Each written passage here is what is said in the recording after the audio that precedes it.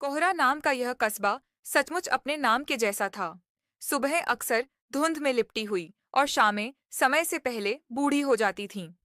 यहाँ की गलियां संकरी थीं, लेकिन हर मोड़ पर एक कहानी छुपी थी। पत्थरों से बनी दीवारें जैसे हर आने जाने वाले की फुसफुसाहटें समेटे बैठी थीं। अदिति इसी कस्बे की एक 19 वर्षीय लड़की थी। वह पढ़ाई में तेज थी, लेकिन उससे भी तेज उसकी नजरें थीं, जो चीजों को बहुत गहराई से देखती थीं, कभी-कभी जरूरत से भी ज्यादा। उसके पिता डॉक्टर माधव सिंह कस्बे के एकमात्र निजी क्लिनिक के मालिक थे। बहुत सम्मानित, लेकिन बहुत शांत। उसकी माँ गौरी एक घरेलू महिला थीं, जो अदिति को लेकर बहुत सतर्क रहती थीं। सतर्कता इतनी कि कभी-कभी वह निगरानी में बदल जाती। एक दिन की शुरुआत उस दिन सुबह कुछ अलग थी। अदिति की आंख खुली तो कमरे में कुछ पुरानी सी महक थी, जैसे लकड़ी जलने की या किसी पुराने ट्रंक के खुलने की। वह नीचे आई तो देखा माँ पूजा की थाली लिए कुछ बड़बड़ा रही थीं। उनके चेहरे पर असामान्य तनाव था। माँ सब ठीक है। गौरी ने पल भर को कुछ छिपाने जैसा चेहरा बनाया और फिर मुस्कुराई। हाँ बेटा, बस कुछ पुरानी बातें याद आ गईं। अदिति ने नजरों से माँ का चेहरा पढ़ा, लेकिन कुछ और कहे बिना स्कूल के लिए निकल पड़ी। स्कूल और सवाल। स्कूल के रास्ते में अदिति अक्सर अपनी बेस्ट फ्रेंड सिया से मिलती थी। सिया वो थी जो हंसती थी जब अदिति गंभीर होती थी और रोती थी जब अदिति चुप। अरे, आज फिर से तेरे घर के बाहर वो पुराना आदमी बैठा था। पता नहीं कौन है, सिया ने कहा। अदिति ने चौंक कर देखा। कैसा आदमी? अरे, सफेद दाढ़ी वाला। वो हर महीने के आखिरी शुक्रवार को आता है, दरवाजे के पास बैठता है, फिर चला जाता है। कभी नोटिस नहीं किया? अदिति का दिल धक से रह गया। उसे कुछ भी याद नहीं था, लेकिन सिया झूठ नहीं बोलती थी। वो सोचती रही, कौन हो सकता है? क्यों आता होगा? माँ बाबा ने कभी जिक्र क्यों नहीं किया? घर की दीवारें भी बोलती हैं। उस रात जब सब सो चुके थे, अदिति को नींद नहीं आ रही थी। वह चुपके से नीचे उतरी और उस लकड़ी के कमरे में गई जहां एक पुराना संदूक रखा था। यह वही संदूक था जिसे बचपन में खोलने की इजाजत नहीं थी। उसने कुंडी खोली। ढक्कन भारी था, लेकिन खुल गया। संदूक में कपड़ों के बीच एक पुराना लाल रंग का लिफाफा था।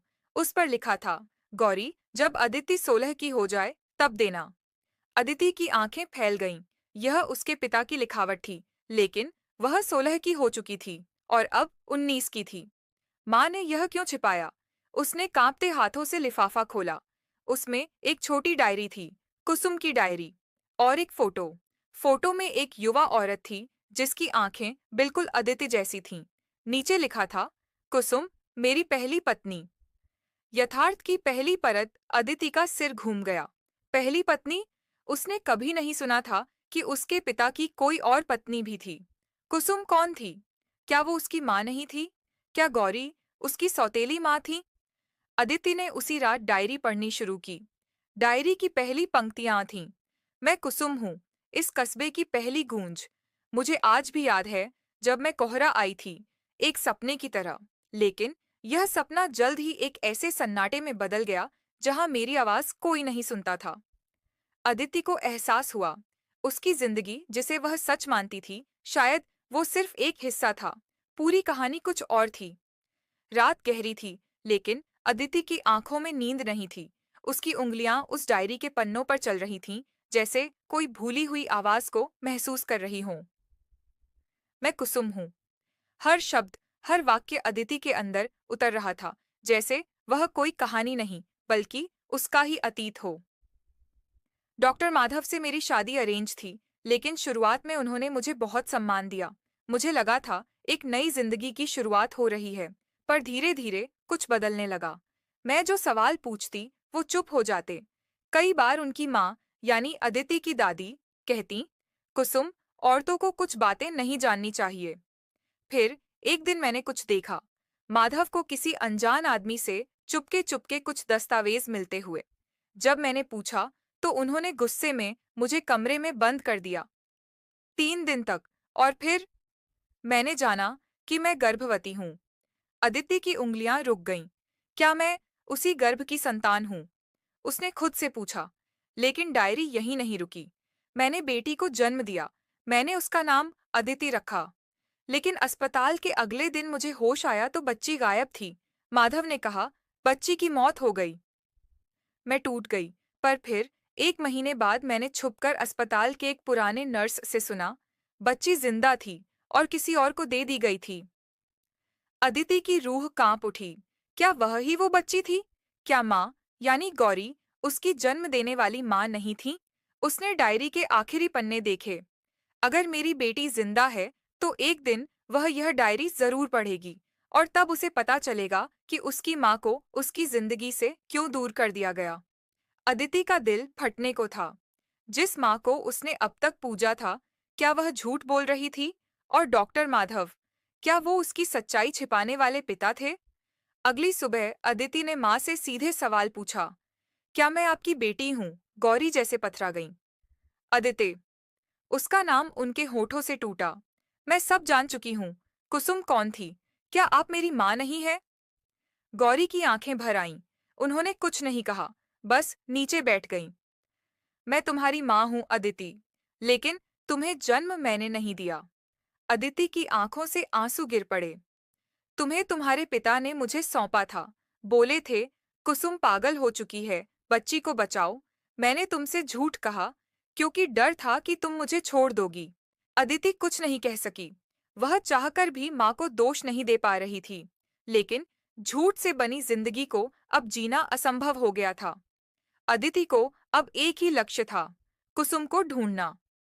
सिया की मदद से और इंटरनेट की कुछ कड़ियों से उसे पता चला कि पास के निर्मला वृद्धाश्रम में एक महिला कई सालों से रह रही थी। नाम का कोई रिकॉर्ड नहीं था, पर पहचान में लिखा था, मौन गवाह। अदिति को यकीन हो गया, ये कुसुम ही हो सकती है। जब वह वृद्धाश्रम पहुंची, तो एक कोने में बैठी एक महिला दिखी। उनकी आंखें खोई हुई, पर भीतर कहीं गहरी लौ थी। क्या आप कुसुम हैं? अदिति ने पूछा। महिला ने कोई जवाब नहीं दिया। अदिति ने डायरी उनके सामने रखी। महिला के हाथ कांपे। उन्होंने डायरी को छुआ और आंखों से आंसू बहने लगे। अदिति का गला भर आया। मैं आपकी बेटी हूँ। अदिति। कुसुम ने उसका चेहरा छुआ, जैसे सालों बाद सूरज देखा हो। उनकी आवाज आई, टूटी हुई लेकिन सच्ची। मुझे पता था, तुम एक दिन जरूर आओगी। कुसुम की आंखों में वर्षों से जमी हुई चुप्पी उस दिन बह गई थी। अदिति उसके सामने बैठी थी, हाथ थामे हुए, और वो दो आत्माएं, जो कभी एक थीं, लेकिन समय और समाज ने जिन्हें अलग कर दिया, अब फिर से जुड़ रही थीं। कुसुम ने धीमी आवाज में कहा, तुम्हारा नाम मैंने ही रखा था, अदिति।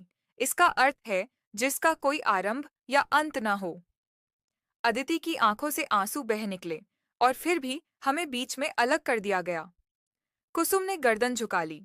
मुझे पागल कहकर अस्पताल में भर्ती करवा दिया गया था, सिर्फ इसलिए कि मैंने अपने पति से सवाल पूछे थे।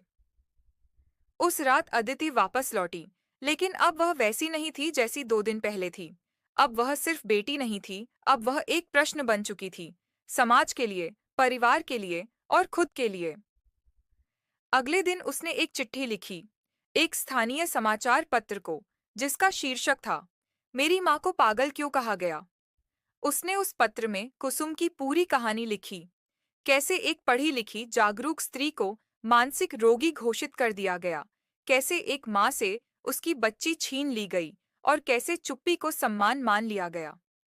पत्र छप गया, और कोहरा कस्बे में जैसे भूचाल आ गया। लोग बातें करने लगे, कुछ समर्थन में थे, कुछ ताने मारते। डॉक्टर माधव को यह सब पसंद नहीं आया। एक शाम उन्होंने अदिति को रोका। तुम्हें नहीं पता, तुम क्या कर रही हो। तुम्हारी माँ बीमार थी, तुम्हें हमने बचाया था। नहीं बाबा। अदिति की आवाज शांत लेकिन दृढ़ थी। आपने सच्चाई से मुझे दूर किया। आप चाहते थे कि मैं भी कुसुम की तरह चुप रहूं, सवाल न करूं। माधव ने गुस्से में मुट्ठियां भींच लीं। तुम्हें नहीं पता समाज कैसे चलता है। ये सब करने से कुछ नहीं होगा। अगर कुछ नहीं होगा, तो आप इतने डर क्यों रहे हैं? माधव चुप हो गए। अदिति ने अब ठान लिया था। वह सिर्फ माँ बेटी का पुनर्मिलन नहीं चाहती थी, वह न्याय चाहती थी। सिया और कुछ कॉलेज के दोस्तों की मदद से उसने एक याचिका तैयार की। कुसुम को मानसिक रोगी घोषित किए जाने के दस्तावेजों को पुनः जांच के लिए अदालत में चुनौती दी गई। मैं चाहती हूँ कि मेरी माँ का नाम साफ हो। अदिति का बयान सोशल मीडिया पर वायरल हुआ। स्थानीय महिला आयोग ने केस संज्ञान में लिया। कस्बे में अब लोग दो हिस्सों में बंट चुके थे। एक तरफ वे जो अदिति को समर्थन दे रहे थे और दूसरी तरफ वे जो कह रहे थे ये सब पब्लिसिटी स्टंट है। लेकिन अदिति अब रुकी नहीं। गौरी, जिन्होंने अदिति को पाला था, अब टूटी सी हो गई थीं। क्या मेरी ममता कोई मायने नहीं रखती? उन्होंने रोते हुए कहा। अदिति ने उनका हाथ थामा। आपने मुझे माँ का प्यार दिया, लेकिन अब मेरी माँ की सच्चाई को जानने से रोकेंगी? क्या आप चाहती हैं कि मैं भी झूठ में जीती रहूं? गौरी कुछ नहीं कह सकीं। धीरे धीरे वे भी समझने लगीं। अदिति जो कर रही है वह किसी के खिलाफ नहीं, बल्कि सच्चाई के साथ है। आखिरकार वो दिन आया जब अदालत में केस सुना गया। डॉक्टर माधव पेश नहीं हुए, पर उनकी ओर से वकील ने कहा, यह मामला भावनात्मक है, लेकिन न्याय की प्रक्रिया भावनाओं से नहीं, प्रमाणों से चलती है। अदिति ने मां की मेडिकल रिपोर्ट, नर्स की पुरानी गवाही और कुसुम की डायरी अदालत में प्रस्तुत की। न्यायाधीश ने कहा, यह सिर्फ एक महिला की नहीं, बल्कि हर उस महिला की लड़ाई है जिसे समाज ने पागल कहकर चुप कराया। अदालत ने पाया कि कुसुम को मानसिक रोगी घोषित करने के दस्तावेजों में अनियमितता थी। उन्हें जबरन अस्पताल में रखा गया था और उनकी स्वीकृति के बिना ही बच्ची को गोद देने जैसा झूठा दस्तावेज बनाया गया था। कुसुम को मानसिक रूप से स्वस्थ और एक सक्षम नागरिक घोषित किया गया। उनकी पहचान बहाल की गई। वो दिन जब अदालत ने कुसुम की पहचान को बहाल किया, सिर्फ उनके लिए नहीं, बल्कि पूरे कस्बे के लिए ऐतिहासिक था। वो महिला, जिसे वर्षों पहले पागल कहकर किनारे कर दिया गया था, अब सम्मान के साथ फिर से जीवन में लौट आई थी। कस्बे में अब लोग कुसुम को देखकर सिर झुकाते थे, कोई शर्म से, कोई सम्मान में। डॉक्टर माधव ने अब तक अदिति से बात नहीं की थी, लेकिन उसकी आंखों में अब भी एक डर था। सच के सामने झूठ की हार का डर। कुसुम अब वृद्धाश्रम नहीं, अदिति के साथ रहती थीं। वे बहुत बोलती नहीं थीं, लेकिन हर शाम अदिति की गोद में सिर रखकर बस इतना कहतीं, अब लगता है मैं जिंदा हूँ। अदिति ने उनके लिए एक छोटा सा ब्लॉगर पेज शुरू किया, कुसुम की आवाज, जहां वो उनकी डायरी के अंश, महिलाओं की कहानियां और समाज में हो रहे मौन अन्याय को सामने लाती। धीरे धीरे वह ब्लॉग पूरे देश में मशहूर होने लगा। एक दिन अदिति को एक लड़की का मेल आया, मेरी माँ के साथ भी ऐसा ही हुआ था, क्या आप मेरी मदद करेंगी? फिर एक और, फिर दर्जनों। अदिति ने तय किया, अब वो सिर्फ अपनी कहानी नहीं बोलेगी, अब वो सैकड़ों कुसुमों की आवाज बनेगी। उसने एक एनजीओ शुरू किया, छाव के पार, जिसका उद्देश्य था उन औरतों की मदद करना जिन्हें परिवार या समाज ने चुप करा दिया है। वह कॉलेजों में सेमिनार देने लगी और गांवों में जाकर महिलाओं को उनके अधिकार समझाने लगी। उसका वीडियो वायरल हुआ, जिसमें वो कहती है, माँ को इंसाफ मिला, अब बारी बाकी माँओं की है। गौरी अब उसके काम की सबसे बड़ी समर्थक बन गई थीं। एक दिन उन्होंने अदिति को एक चिट्ठी दी, शायद मैंने तुम्हें झूठ में पाला, लेकिन अब तुम्हारे सच पर गर्व है। डॉक्टर माधव एक दिन दरवाजे पर आए, कमजोर लग रहे थे, टूटे हुए। मैंने बहुत कुछ खो दिया अदिति, लेकिन अगर तुम मुझे सिर्फ एक इंसान की तरह सुन सको तो माफी चाहता हूँ। अदिति ने कहा, मैंने आपको क्षमा कर दिया है, लेकिन वो न्याय जिसे आपने दबाया था अब दूसरों के लिए आवाज बन चुका है। डॉक्टर माधव चुपचाप लौट गए। शायद वही उनकी सबसे बड़ी सजा थी। कुछ वर्षों बाद अदिति को राष्ट्रीय महिला साहस पुरस्कार से नवाजा गया। स्टेज पर खड़ी होकर उसने कहा, मैं अदिति हूँ, एक माँ की बेटी, एक झूठ में पली हुई बच्ची, लेकिन सच की रोशनी में जीती हुई औरत। मैंने एक माँ को खोया, फिर पाया, और अब मैं वो आवाज बनना चाहती हूँ जो किसी और की माँ को खोने न दे। उसके शब्दों के साथ पूरा हॉल खड़ा होकर तालियां बजा रहा था, और वहां मंच के किनारे बैठी कुसुम मुस्कुरा रही थीं, जैसे वर्षों की पीड़ा आज एक किरण बनकर उन्हें छू रही हो। यह कहानी सिर्फ अदिति की नहीं है, यह हर उस लड़की, हर उस स्त्री की कहानी है जिसे समाज ने कमजोर, पागल या बेआवाज कहकर दबाने की कोशिश की, लेकिन जब सच सवाल बन जाए और सवाल आवाज बन जाए, तो हर छांव के पार एक नई सुबह उगती है।